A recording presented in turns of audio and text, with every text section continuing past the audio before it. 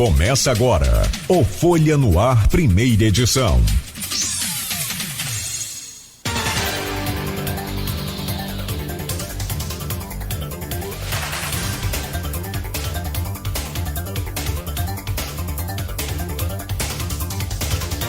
Você está sintonizado na Folha FM 98,3 Campos dos Goitacazes. Começa agora o Folha no Ar, primeira edição, oferecimento Laboratórios Plínio Bacelar, Clínica Proteus e Nova Canabrava. São 7h04. Bom dia a todos, eu sou Marco Antônio Rodrigues e hoje é segunda-feira, dia 19 de agosto de 2019. Vamos conferir agora os principais assuntos e manchetes do jornal Folha da Manhã. Mas antes, a previsão do tempo é de nublado com máxima de 31, mínima de 18 graus. No momento, 18 graus aqui no centro de Campos. A participação especial é, em média, 1/3 dos repasses da gestão Rosinha. No governo Rafael, o maior depósito foi de 64 milhões e 200 mil reais. Na gestão anterior, chegou a mais de 188 milhões. Na Câmara, audiência para discutir repasses de royalties. Para apurar suspeitas, o Tribunal de Contas do Estado anuncia auditoria no Prev Campos. Com novo sistema, vans voltam a circular na Baixada e em Martins Laje. Por seus direitos, a população em situação de rua em dia de luta. No Trianon, o economista Ricardo Amorim analisa os novos rumos da economia. Esse evento acontece na quarta-feira. No Folha 2 e na página 4, crítica de cinema. Tarantino lança mais um filmaço. Os ouvintes podem nos acompanhar pela página do Facebook, no YouTube, Folha FM 98,3 Campos dos Goitacazes, pelo nosso site folhafm98.com.br, pelo aplicativo de Android ou iOS e pelo site radios.com.br. No Folha no Ar, primeira edição, temos hoje a participação do jornalista Arnaldo Neto. Bom dia, Arnaldo. Vamos começar então, vamos comentar um pouquinho essas manchetes da edição de domingo e segunda do jornal Folha da Manhã. Nós temos logo como principal destaque, Arnaldo, um assunto que tem muita controvérsia nessa história, até porque uns dizem, quer dizer, dependendo do lado que ele esteja, né, uns dizem que não é verdade o negócio da PE, mas os números não enganam, não é verdade? Então nós temos, aqui na manchete fala claramente que na gestão anterior a participação especial chegou a mais de 188 milhões de reais e agora 64, portanto é 1/3, exatamente 1/3, é uma conta fácil de fazer. Bom dia, Marco Antônio, bom dia, Beto, Ícaro também aqui no estúdio, bom dia sobretudo os ouvintes da Folha FM. Marco, como você fala, no número é meio complicado de você contestar porque ele é muito frio, né? Na verdade ele é frio e ele é um fato.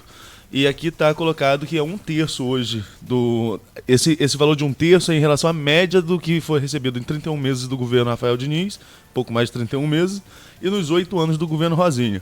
Em 2012, chegou a esse repasse mais alto, que foi esse repasse de 188,7 milhões, e o último repasse que aconteceu nessa semana foi em torno de 35 milhões. É uma diferença significativa dentro de uma cidade com cerca de 500 mil de habitantes. Então você tem aí uma repasse muito diferente do que era. Agora, não dá pra gente pensar que Campos vai voltar a receber 188 milhões em participação especial. Não vai. A realidade é outra. Tem que se lembrar também que o menor repasse aconteceu dentro do governo Rosinha, foi um repasse de cerca de 4 milhões de reais. Foi um mês que surpreendeu muita gente. Salvo engano, estou tentando lembrar aqui, deixa eu abrir o info, podendo falar número de cabeça, mas foi em 2016. Eu acredito que foi a do segundo trimestre, a participação especial do segundo trimestre de 2016, que foi uma derrocada. Eu lembro que São João da Barra recebeu cerca de 1 milhão, esperava esse dinheiro para pagar uma folha de terceirizados, e essa folha está sem pagar algumas empresas até hoje, por exemplo. Então você vê o impacto que é essa questão da participação especial para os municípios aqui da região. Campos recebeu 4 milhões, foi em relação ao primeiro trimestre de 2016, realmente, que foi o menor repasse, depois foi de 17, depois 24. 2016 foi um ano muito complicado, mas há de se lembrar que em 2016 Campos teve mais uma venda do futuro. Então Campos conseguiu aquele terceiro empréstimo com a Caixa Econômica, que vendeu o futuro aí até 2016, vendeu dinheiro antecipou dinheiro de royalties e participação especial até 2016. E essa conta tá também aí, além de você ter menos dinheiro, ainda tem que pagar essa conta que ficou do governo passado. Interessante, Arnaldo, essa história de principalmente da PE, a participação especial, não é uma coisa que fica totalmente transparente, né? Não tem assim aquela coisa cristalina que você pode ver. Claro que tem que fuçar, o jornalista tem uns caminhos, a gente tem como... Mas a impressão que se dá é que o recebimento cai, aí se faz um empréstimo, já se sabendo que a situação é quase que irreversível. É irreversível. Quer dizer, eu faço uma pergunta ao Arnaldo, pessoa física, tá? E faço essa pergunta para os nossos ouvintes, principalmente para as donas de casa.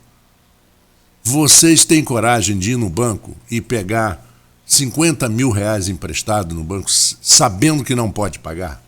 Sabendo que não tem salário para isso, que não tem recebimento para isso, e com o risco ainda de perder o emprego? Você tem coragem, Arnaldo? Não, ninguém em sã consciência vai fazer isso, né, Marco? Pelo menos assim, ninguém em sã consciência e que seja também uma pessoa honesta, né? Porque... sim, equilibrada exatamente, também, né? Exatamente. Não tem como. É uma conta que, como a gente está falando, é uma conta que não fecha, né? É uma conta que não fecha. E com essa queda da participação especial, por que essa participação especial se tornou tão importante recentemente no debate político de Campos, no debate político de maneira geral? Nós estamos ainda com os médicos em greve. Na negociação entre a prefeitura e a classe, o sindicato dos médicos, foi colocada uma proposta de pagamento de 50% das gratificações e substituições, e essa proposta ela estava como base, ela tinha como base financeira o depósito da participação especial que aconteceu na semana passada. Sendo que o depósito da participação especial, como eu falei, foi de cerca de 35 milhões e já chegou a 188 milhões. Então é uma negociação com margem. Você não tem tanto dinheiro quanto antes para negociar nada. Então essa situação dos médicos aí que parece mais uma semana de negociação que a gente começa hoje a acompanhar, a gente está vendo de perto todo esse problema que está acontecendo aí na área da saúde, né? A gente está acompanhando dia a dia, a gente tem contato direto com o presidente do sindicato, que já esteve aqui com a gente, inclusive, no Folha no Ar. A gente mantém contato também com a Secretaria de Saúde de Campos para saber qual é a dimensão dessa greve, e a participação especial se tornou extremamente importante no debate recentemente por isso. Foi com o dinheiro da participação especial que a Prefeitura pôde fazer aquela oferta de quitar ali 50% das gratificações e substituições, oferta essa que foi rejeitada pela Assembleia da categoria na última quarta-feira, e por isso a greve está mantida. O curioso é que o sindicato e o CREMERJ tinham acenado como se aceitassem a proposta. No artigo de hoje, inclusive, né, o artigo de Aloysio hoje, da edição de ontem, hoje, ele trata sobre isso. O que aconteceu foi o seguinte: a bandeira da paralisação é por questão de condições de trabalho, melhorias de condições de trabalho. Na primeira rodada de negociação, onde teve esse aceno positivo tanto do sindicato quanto do CREMERJ, esse tópico não entrou no chamado Pacto pela Saúde. O primeiro ponto do Pacto pela Saúde foi a questão dos 50% das gratificações e substituições. Isso foi numa terça-feira, essa reunião aconteceu numa terça-feira, houve essa sinalização positiva sim, havia uma perspectiva de que a greve terminaria na quarta-feira, depois da assinatura desse pacto. E quando a gente fala da assinatura desse pacto, estavam lá o prefeito Rafael Diniz, o secretário de saúde Abdo Neme, o presidente do sindicato, Zé Roberto Crespo, o representante do CREMERJ, acho que é Ricardo Bicalho, né? O Bicalho tem certeza, estou na dúvida do primeiro nome, mas advogado do sindicato, e tinha uma outra médica que também fazia parte do sindicato. Eles assinaram esse pacto pela saúde, tudo levava a crer que iria terminar a greve. Só que, por onde a greve começou? Começou nas redes sociais. E ali, os próprios médicos se tornaram reféns das redes sociais. Porque, como aquele documento não tinha a questão das melhorias que eles cobraram no início da greve ficou uma questão meio complicada. Muita gente começou a cobrar que faltava. Se era a principal reivindicação, melhorias nas condições de trabalho, como que fecha-se um pacto pela saúde sem essa questão? Aí no dia seguinte, na Assembleia, o que acontece? Esse pacto ele é rejeitado e é formulado um novo documento, onde melhorias nas condições de trabalho viram o primeiro ponto, depois vem a questão de gratificações e substituições e depois também a greve com a liberação de 1/3, que o prefeito sugeriu. Ele libera férias, mas não paga 1/3 por causa daquele contingenciamento que foi publicado em julho, o pagamento de férias está suspenso. Não sou favorável a isso. Acho que quem tem direito a férias, aí é a questão pessoal, quem tem direito a férias tem que sair com o seu dinheiro, tem que sair com 1/3 das férias, sim. Né? Mas se agora o prefeito baixa um decreto praticamente um decreto de emergência econômica, um decreto de contingenciamento. Né? Então a gente também tem que entender se vale para as outras classes. Infelizmente os médicos também são funcionários, como são funcionários da prefeitura, têm que aceitar as devidas condições. É complicado realmente, né? Você briga pelo motivo A, aí oferecem vantagens e não citam o motivo A. E acontece o que aconteceu, né? Acontece, é claro. Caiu que as pessoas. E hoje em dia acontece muito isso. E né, entra e cai, Arnaldo, que é pior, que irrita mais a categoria, que cai no sarcasmo, né? As pessoas comentam com certo sarcasmo. Sim, sim. Ué, não era o que vocês queriam, vocês não estão pedindo? Como é que é o negócio? Justamente foi o que aconteceu recentemente e gerou toda essa discussão nas redes sociais e por isso se tornou ali a pauta número 1, digamos assim, né? A pauta número 1 do novo documento, do novo pacto pela saúde. E por isso, vamos ver qual é a resposta da prefeitura. Não houve um aceno ainda por parte da prefeitura com relação às novas reivindicações dos médicos. Eu volto a dizer que a greve ela tem pontos justos, né? Esse, por exemplo, de condições de trabalho é um ponto justíssimo. Eu acho que realmente a prefeitura tem que oferecer melhores condições de trabalho para o médico, tanto o que vai refletir em melhores condições no atendimento à população, isso é justo. Mas também não acho justo dizer que é um problema que começou agora. E isso o próprio Zé Roberto Crespo, presidente do Sindicato dos Médicos aqui de Campos, falou aqui em entrevista. O que ele fala é que explodiu isso agora. Mas será que explodiu agora? Nada explode sem um gatilho, né? Sem uma faísca. Justamente. Tem que ter uma faísca e tem que ter um acúmulo de material inflamável. Esse acúmulo de material inflamável vem anos e anos e anos e anos e vai crescendo. De repente, uma faísca pequena explode mesmo. A gente sabe que as coisas funcionam assim. Sim. E como a gente estava falando, a gente tem essa questão de 50% das substituições e gratificações que estão suspensas. Nem 50% estava suspenso. Pagou-se todo mundo recentemente, menos aos médicos, né? Todo mundo, os profissionais da saúde de terceiro grau, menos os médicos. Você tem a questão do ponto biométrico, que não volta à pauta, mas a gente sabe que é muito estranho. O prefeito falou isso na entrevista que concedeu à Folha. Ele fala que esse movimento dos médicos acontece justamente na semana de instalação do ponto eletrônico. Você cobra maior efetividade de trabalho, o que não é errado também, né? Porque o funcionário tem que cumprir sua carga horária, seja ele médico, seja ele gari, seja ele... Que seja qual for a função que ele esteja cumprindo junto ao serviço público, ele tem que cumprir seu horário, então não é errado cobrar por isso. Mas, por outro lado, você cobra e tira... Você cobra maior efetividade de trabalho e tira benefícios e tira metade do salário, da gratificação, é uma situação muito delicada. Você realmente vai criar um estresse junto à categoria. Então, por isso, deflagrou-se a greve. A gente vai acompanhar, como eu falei, como esteve acompanhando sempre na frente, cada movimento da greve, seja pelo lado da prefeitura, seja pelo lado do sindicato, e a gente espera que chegue aí a um consenso em breve e o atendimento possa ser normalizado em Campos. Outro assunto interessante, Arnaldo, ainda sobre, não no mesmo assunto, mas sobre o mesmo gatilho, que é o problema da falta de dinheiro, das participações especiais, como a gente falou e tal. Na Câmara teremos uma audiência para discutir repasses de royalties. Essa questão da redistribuição de royalties, né, que vai estar em debate. A comissão... deixa eu só pegar aqui o jornal.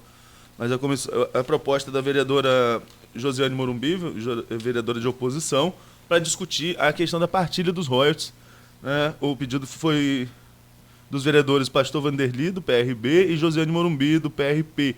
Pastor Vanderly, da base do governo, e a Josiane, da oposição. Eles integram a Comissão de Petróleo e Energia da Câmara. O que vai ser rediscutido? Porque no dia 20 de novembro, como a gente já tratou aqui em outras oportunidades, o Supremo Tribunal Federal vai debater ali a questão da partilha dos royalties, a redistribuição dos royalties. Só que, se a gente está tratando que essa queda da participação especial, como um grande problema, imagine se perder os royalties no modelo que está vigente.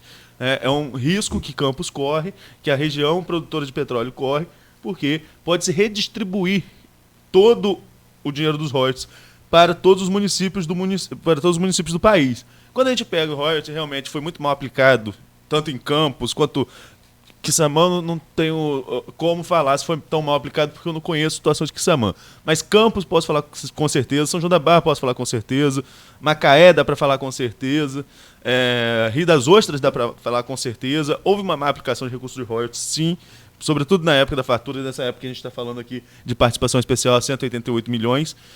Então, você teve ali uma má aplicação, o uso foi totalmente errado, não se criou novas alternativas econômicas, não se criou a perspectiva de se desvencilhar dos royalties. O que acontece é essa crise que a gente passou, sobretudo entre 2016 e 2017, foi um período, acredito ter sido o período mais difícil, com a queda do valor do royalties. Tanto é que você tem ali a participação especial de 4 milhões em 2016, uma queda muito acentuada. Para quem recebeu 188 milhões, receber 4 milhões é uma queda e tanto, né? Isso para qualquer gestão, para qualquer prefeito que estivesse à frente. Tanto é que, com o capital político da família Garotinho, eles conseguiram esse terceiro empréstimo junto à Caixa. Nenhum outro município da região conseguiu esse empréstimo. Só quem conseguiu o empréstimo foi Campos. São João da Barra, inclusive... E a gente sabe muito bem nas condições que conseguiu. Exatamente, né? Por isso que eu estou falando, capital político da família, que não envolve só o ex-governador, nem só a ex-prefeita. Envolve também... À época você tinha a filha deputada, era só a Clarissa que era deputada, hoje tem a Clarissa e o Vladimir, que são deputados federais. Então você tem esse capital político da família aí. E é essa discussão, é esse debate. É pensar Campos para depois dos royalties, é pensar o que fazer se o Supremo Tribunal Federal não for favorável ao Rio de Janeiro e der validade aí à redistribuição dos royalties. E por falar na família, na Câmara, aliás, para apurar, nada na Câmara, para apurar suspeitas, o Tribunal de Contas do Estado anuncia auditoria no Preve Campos. Falando nisso, no Globo de hoje, no Globo Online, fala da matéria de ontem do Fantástico, que encontrou o rei Arthur bem fagueiro em Miami. Né? Eu vi um pedacinho agora do Bom Dia Rio. Curtindo a vida, parece até aquele título horrível, né, de um filme americano, Curtindo a Vida Doidado, né, que não tinha nada a ver com o título original, mas com a vida do cara do rei Arthur tem. Né? Em Miami, quer dizer, se um repórter sabe exatamente onde ele está, vai lá, fotografia, ele ainda posa para fotografia, para o paparazzi, né? Sim. Eu fico perguntando o que se faz em relação a uma situação dessa. O cara está com prisão decretada. Mas a dificuldade de encontrar é muito grande, né? Quando você tem tantas coisas envolvidas assim, você tem muita dificuldade de encontrar.